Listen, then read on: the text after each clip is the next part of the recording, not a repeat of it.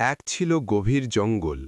সেই জঙ্গলে ছিল নানা রকমের প্রাণী, হাতি, বাঘ, হরিণ, বানর, খরগোশ, আর ছিল এক চালাক শিয়াল।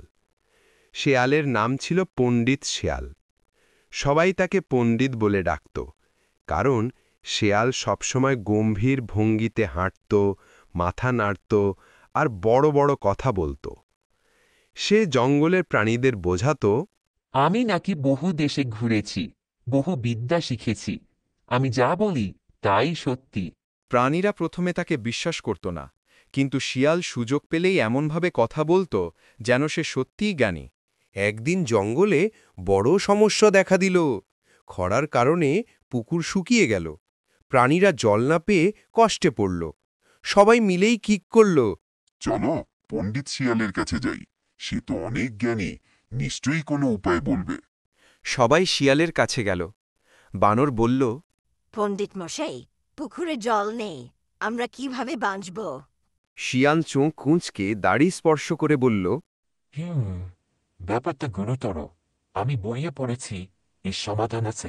সবাই অবাক হয়ে জিজ্ঞেস করল, কি সমাধান? শিয়াল ধীর কণ্ঠে বলল, জল পেতে হলে তোমাদের আমাকে কিছু উপহার দিতে হবে। আমি মন্ত্র পড়ে মেঘ ডাকবো, বৃষ্টি নামাবো। হাতি কিছু ফল দিল, বানর দিল কলা, হরিণ দিল শাকপাতা, আর খরগোশ দিল গাজর। সব খাবার শিয়াল নিজের ঝোপে জমা করে রাখল।